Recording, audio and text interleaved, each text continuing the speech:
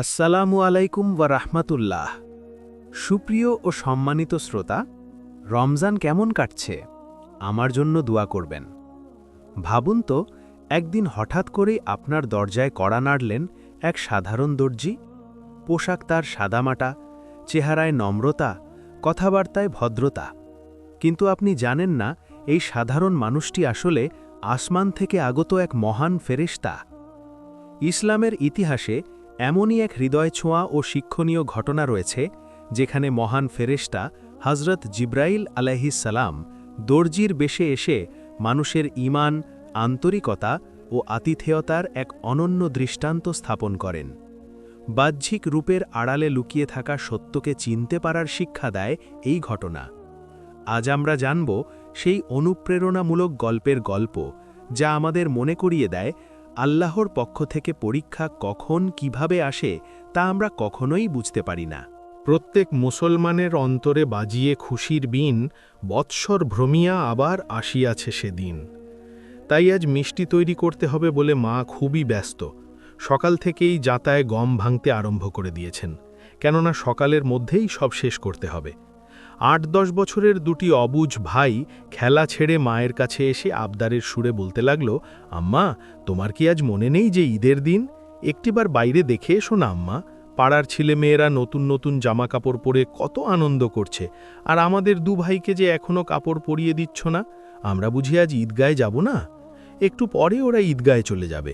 কই, তাড়াতাড়ি আমাদের নতুন জামা কাপড় পরিয়ে দাও, আমরা দু ভাইও ওদের সাথে খেলতে খেলতে ঈদগায়ে চলে যাই। আব্বা এলে তাকে পাঠিয়ে দিও, আমরা তার সাথে বাড়ি চলে আসব। মা সন্তানদের মাথায় ও পিঠে স্নেহের হাত বুলিয়ে চুমু খেয়ে বলল, এখনও ঈদগায়ে যাবার অনেক সময় বাকি আছে বাবা।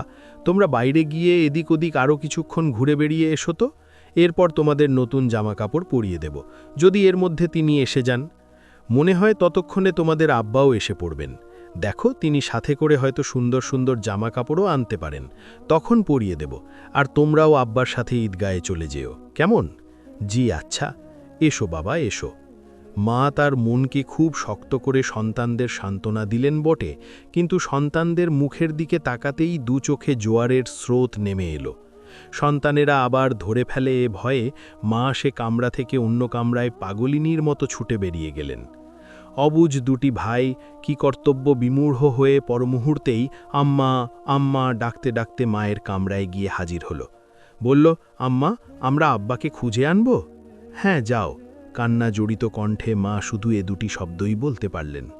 সরল অকপট শিশু ভ্রাতৃদ্বয় মায়ের কথায় বাইরে বেরিয়ে এলো। কোথা যাই বড় ভাই? আফসোস করে বলল। ভাইয়া, আব্বা কোথায় গেছেন? ছোট ভাই তার বড় ভাইয়ের সুডল বাহু চেপে ধরে নিজের দিকে আকর্ষণ করে জিজ্ঞাসা করল। বলতে পারি না, বড় ভাই বলল।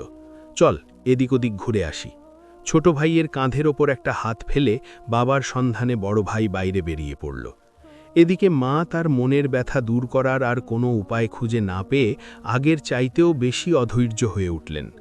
কি করে এ অবুঝ শিশুদের কাছে বলবেন, আজ তোমাদের নতুন জামা কাপড় পরিয়ে দেওয়ার মতো ক্ষমতা কিংবা সামর্থ্য আমাদের যে নেই? তবু কি করে ওদের সান্ত্বনা দেওয়া যায়? আর আজ ওরা সান্ত্বনায় বা মানবে কেন? আজ তো ঈদের দিন। আল্লাহ, আল্লাহ, তুমি ছাড়া আজ কোনো উপায় নেই। ঈদের যে মিষ্টি করছি, তাও দীর্ঘদিন ধরে খাবার থেকে একটু একটু করে জমা থেকে।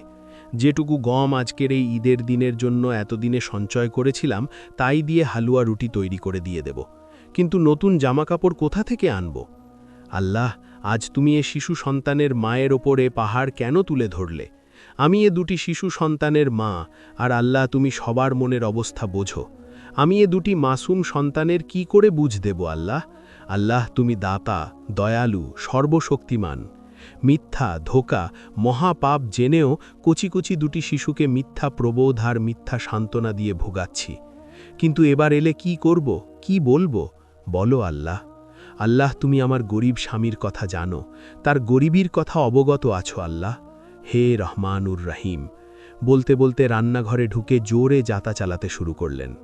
যাতা চলার ঘর ঘর শব্দ ছাড়িয়ে মাতৃহৃদয়ের হাহাকার ধ্বনি ভেসে আসতে লাগল।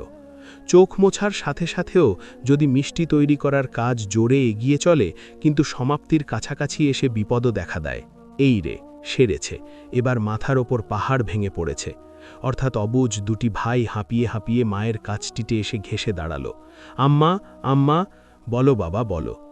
জাগতিক আরাম আয়েশে তার মা নিজের সাজসজ্জা অথবা সুখ শান্তির জন্য কখনো আকাঙ্ক্ষিতা হতেন না। স্বামীর দারিদ্র্যের কথা ভেবে সদাই তুষ্ট থাকতেন। কিন্তু আজ অবুঝ এ কচি দুটি সন্তানের সময়োচিত আবদারে ধৈর্যের বাঁধ টুটে গেল। তিনি তাড়াতাড়ি নিজকে সামলে সন্তানদের কোলে তুলে নিয়ে ঠোঁটের ওপর একটু হাসির রেখা ফেলে ওদের কপালে চুমু খেয়ে বলল, বলো বাবা বলো, কি বলে দুহাতে চোখ রগড়াতে আরম্ভ করে দিলেন। দেখা দেখি ছোট ভাইটিও তার অনুকরণ করল। দেখো বাবারা, সময় মতো তিনি চলে আসবই। এই যে এদিকে দেখো, আমার গম পেশা প্রায় শেষ, তোমাদের জন্য ভালো ভালো মিষ্টি তৈরি করে দিচ্ছি, তোমরা খেয়ে ঈদগায়ে যেও। বলে মা দু ভাইকে বুকে চেপে ধরে ক্ষণিকের সান্ত্বনার জন্য ফিক করে একটু হেসে আদর করে বলল, একটু বসো বাবা, এখনই মিষ্টি তৈরি হয়ে যাবে। কিন্তু আমাদের নতুন জামা? ছোট ভাই চোখ রগড়াতে রগড়াতে হঠাৎ জিজ্ঞাসা করে বসল। মা চমকে উঠে হঠাৎ বলে উঠলেন, হ্যাঁ এই যে বাবা, হ্যাঁ তোমরা আরেকটা কাজ করে এসো তো বাবা। দু ভাই একসাথে মায়ের মুখের দিকে ছলছল চোখে তাকিয়ে বলে উঠল, বলুন কি আম্মা? তোমরা কেউ এখনো গোসল করনি? মা জিজ্ঞাসা করলেন। জি না, একসাথে দু ভাই বলে উঠল। কচি শিশুদের সাথে ছলনা করতে মায়ের প্রাণে শুধু আঘাতই হানছিল না, মমতার আগুন দাউ দাউ করে জ্বলেও উঠছিল। তবু তিনি হাসির সাথে বললেন, বলছো কি এখনও গোসল সারনি? গোসল না করে বুঝি কেউ ঈদগাহে যায়? যাও তাড়াতাড়ি গোসলটা সেরে এসো তো বাবা। জি আচ্ছা। দু ভাই একসাথে বলে উঠল, আমরা যাই আম্মা, আপনি সব ঠিকঠাক করুন গিয়ে, ততক্ষণে আমরা চটপট গোসলটা সেরে আসছি। দু ভাই নাচতে নাচতে বেরিয়ে যাচ্ছিল। মা দোয়া করে বলল, যাও বাবা যাও, আল্লাহ হাফেজ।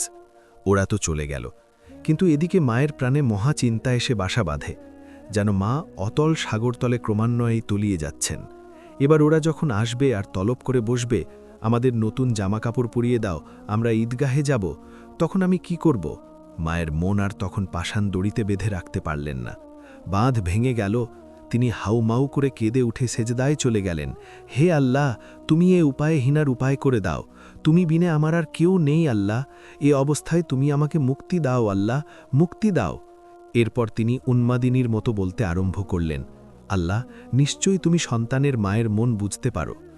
তিনবার তো দুটি নিষ্পাপ অবুঝ শিশুকে ধোকা দিয়ে রক্ষা পেয়েছি, কিন্তু এবার বলো আমি কি করে মানাবো, কি বলে বোঝাবো? তুমি আমাকে তা বলে দাও আল্লাহ। হে আল্লাহ, তুমি আমাকে বাঁচাও, তুমি সর্বশক্তিমান, তোমাকে দিয়ে না হয় এমন কোনো কাজই নেই, তুমি সব পারো আল্লাহ।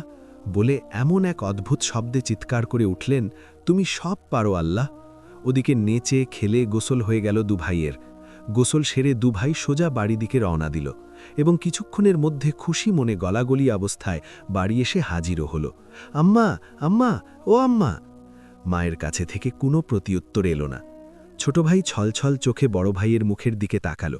মা কথা বলছে না কেন ভাইয়া, ঘুমিয়ে গেছেন বুঝি?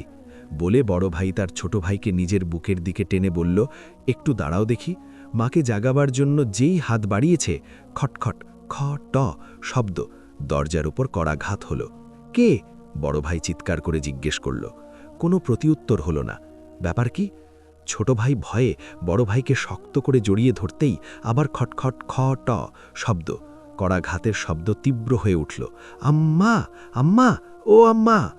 মায়ের তরফ থেকেও কোনো সাড়া শব্দ নেই। খটখট খ ট শব্দ, ঝান। কে এলো? ঝন ঝন ঝন ঝন ঝ নাথ ঝন। আবার করাঘাতের সাথে কড়া নাড়ার শব্দও যে হচ্ছে। ব্যাপার কি? কে এসেছে? কেন এসেছে? দু ভাই ভীষণ ভয় পেয়ে গেল।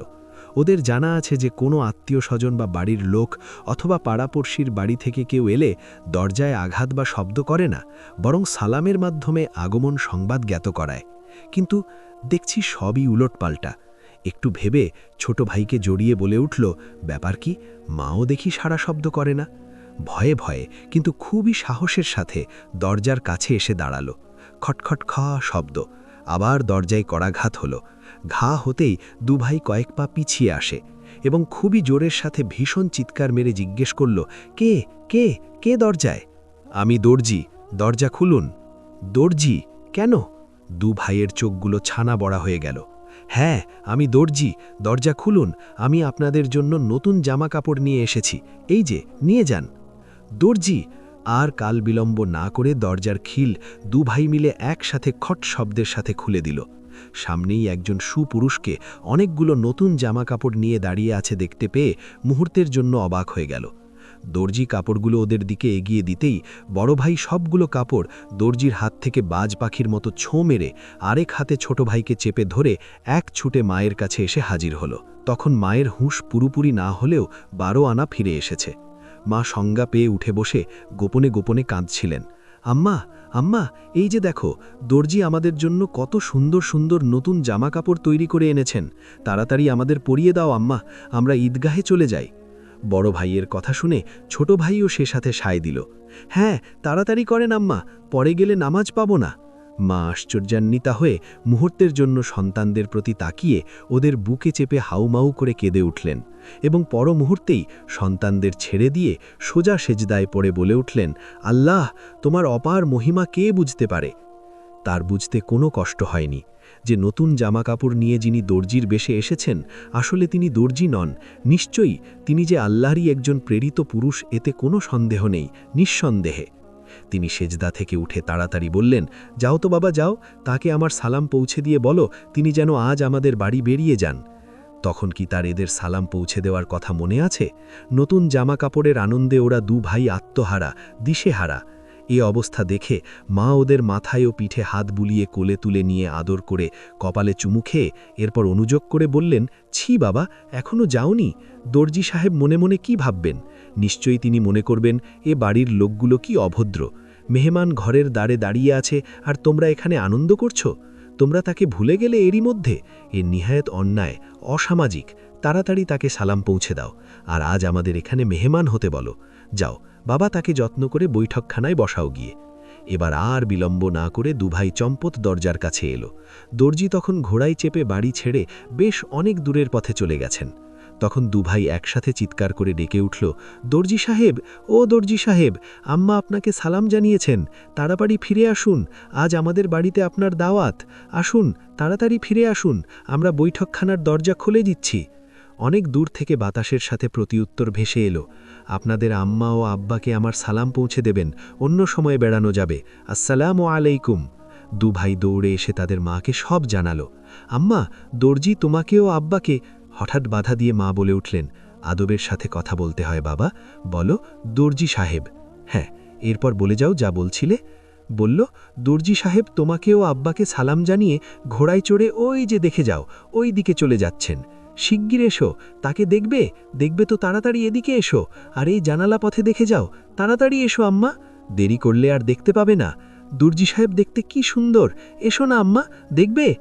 মা যখন সন্তানের কথায় জানালার ধারে এসে দাঁড়িয়ে বাইরের দিকে দৃষ্টি ফেললেন, কি দেখতে পেলেন? দেখতে পেলেন এক জ্যোতিষ্মান সুপুরুষ, তিনি আকাশের দিকে উড়ে যাচ্ছেন, আর তার দেহের আলোক চারদিকে ছড়িয়ে সূর্যের রশ্মিকে হীন করে দিয়েছে। দেখতে দেখতে অশ্বারোহী কোথায় যে অদৃশ্য হয়ে গেলেন তাকে আর দেখা গেল না। মা তন্ময় হয়ে তাই ভাবছিলেন। এমনই মুহূর্তে একসাথে চিৎকার করে ডেকে উঠল, আম্মা, আম্মা, দেখো, ওই যে আব্বা আসছেন, দেখো। দূরে ওদের আব্বাকে দ্রুত পায়ে হেঁটে আসতে দেখা গেল। মা সন্তানদের সাথে করে ভেতরে কামরায় এলেন এবং ওদের গায়ে নতুন জামাকাপড় চড়িয়ে দিতে লাগলেন। তার গাল বেয়ে খুশির অশ্রু বয়ে যাচ্ছিল। আম্মা, আম্মা, তুমি কাঁদছ কেন? দুভাই একসাথে অবাক বিস্ময়ে প্রশ্ন করল। মা বলল, বাবা, আমি কেন কাঁদছি তা তোমরা বুঝতে পারবে না, এখনও তোমাদের সে বয়স হয়নি, কিন্তু আজ থেকে কেবল এটুকুই জেনে রেখো যে একটি মুহূর্তের জন্য যেন আল্লাহ তাআলাকে ভুলবে না বাবা। আল্লাহকে যে সব সময় স্মরণ করে রাখবে সে কোনো দিন বিপদে পড়বে না। এই ছোট্ট বাণীটি সব সময়ের জন্য যদি স্মরণ করে মনের মধ্যে গেঁথে রাখো, জীবনে যতদিন বেঁচে আছো তাকে যদি মুহূর্তের জন্য না ভুলো, তাহলে দেখবে আল্লাহ সব সময় তোমাদের প্রতি সুনজর রাখবেন, তিনি কখনো কঠিন বিপদে ফেলবেন না বাবারা, বুঝলে? মা তার সন্তানদের উপদেশ দিয়ে যাচ্ছিলেন আর সে সাথে নতুন জামা কাপড়ে সাজিয়ে দিচ্ছিলেন। সাজান শেষ হলো। এরপর সুরমাদানি এনে ছোট্টটিকে লাগিয়ে বড়টিকে তা থেকে যেই লাগাতে লাগলেন, এমন সময় দূরের বাইরে থেকে আওয়াজ এলো, আসসালামু আলাইকা ইয়া ফাতিমাতুজ জহরা, ওয়া আলাইকুমুসসালাম ইয়া আলী ইয়া কাররামাল্লাহু ওয়াজহাহু। ভেতর থেকে হযরত ফাতিমা জাহরা রাদিয়াল্লাহু তাআলা আনহা জবাব দিলেন, আব্বা এসেছেন রে, আব্বা এসেছেন। ছোট্ট ভাইটি এক দৌড়ে বেরিয়ে এলো। বড়টি যেতে চাইলেও মা থামিয়ে দিলেন। এজন্য যে তখনও সুরমা লাগানো শেষ হয়নি। মা হঠাৎ রেগে উঠলেন, বস, শেষ হয়ে যাক। ছোট্ট ভাই আব্বার হাত ধরে ভেতরে এলো, তখন বড় ভাইয়ের চোখে সুরমা লাগানো শেষ হয়েছে। এ কি, এত নতুন জামা কাপড় এলো কোথা থেকে? জগৎ প্রসিদ্ধ আসহাবি সুফফার মুজাহিদের পূর্ণতম ও পহেলা আদর্শ সুলতানুল আউলিয়া হায়দারে কারবালার বিশ্বকবিসৃষ্ট হজরত আলী মুর্তেজা কার্রামাল্লাহু ওয়াজহাহু মাওলাউল মুমিনিন আশ্চর্যান্বিত হয়ে জিজ্ঞেস করলেন, এগুলো কে এনে দিল? তখন দু ভাই মিলে মা ও বাবাকে জড়িয়ে ধরে আনন্দ প্রকাশ করছিল। হজরত ফাতিমা জাহরা রাদিয়াল্লাহু তাআলা আনহা সন্তানদের হৈহল্লা থেকে থামতে বলে হজরত আলী রাদিয়াল্লাহু তাআলা আনহুকে সমস্ত ঘটনা খুলে বললেন। হজরত আলী রাদিয়াল্লাহু তাআলা আনহু এ কথা শোনা মাত্রই সেজদায় চলে গেলেন। আল্লাহ, তুমি কি না করতে পারো? আল্লাহ, তুমি অপার, তুমি অসীম, তুমি অনন্ত, তুমি করুণাকার, সর্বশক্তিমান। সেজদা থেকে সিক্ত আঁখিতে উঠে হজরত ফাতেমা জাহরা রাদিয়াল্লাহু তাআলা আনহাকে সম্বোধন করে বললেন, ওদের জন্য নতুন জামা কাপড় নিয়ে দর্জির বেশে যিনি এসেছিলেন, তাকে তুমি জানো? চিনতে পেরেছ তিনি কে? জি না, হজরত ফাতেমা জাহরা রাদিয়াল্লাহু তাআলা আনহা বললেন। তবে তিনি যে আল্লাহরই একজন প্রেরিত পুরুষ নিঃসন্দেহে বলা যায়, তাতে কোনোই সন্দেহ নেই, যদিও এ আমার নিজের ধারণা। হ্যাঁ, আল্লাহর মহিমা দেখো, তিনি হজরত জিব্রাইল আলাইহিসসালাম। হজরত ফাতেমা জাহরা রাদিয়াল্লাহু তাআলা আনহার কণ্ঠ থেকে হঠাৎ চিৎকারের সাথে বেরিয়ে এলো, আল্লাহু আকবার, বলেই সাথে সাথে তিনি সেজদায় পড়ে গেলেন। দেখা দেখি দু ভাই হজরত হাসান ও হজরত হুসাইন রাদিয়াল্লাহু আনহুমা মায়ের পাশে গিয়ে ঠিক মায়েরই হুবহু অনুকরণ করল। দর্জির বেশে জিব্রাইল আলাইহিসসালামের এই ঘটনা আমাদের শিখিয়ে দেয়, মানুষকে কখনোই তার বাহ্যিক চেহারা বা অবস্থান দিয়ে বিচার করা উচিত নয়। প্রতিটি মানুষের মধ্যেই লুকিয়ে থাকতে পারে আল্লাহর পক্ষ থেকে কোনো পরীক্ষা বা রহমত। আতিথেয়তা, বিনয় এবং আন্তরিকতা, এই গুণগুলোই একজন মুমিনের প্রকৃত পরিচয়। আমরা যদি প্রতিটি মানুষের সাথে সম্মান ও সদাচরণে আচরণ করি, তবে সেটিই হবে আমাদের জন্য সওয়াবের পথ। আসুন আমরা সবাই এই ঘটনা থেকে শিক্ষা নিয়ে নিজেদের চরিত্রকে আরও সুন্দর ও পরিপূর্ণ করে তুলি। বিশেষ করে এই রমজানে বেশি বেশি দোয়া ও ইস্তেগফার করা। ভালো থাকুন, সুস্থ থাকুন। আমার ও আমার পরিবারের জন্যও দোয়া করবেন। আসসালামু আলাইকুম ওয়া রাহমাতুল্লাহ।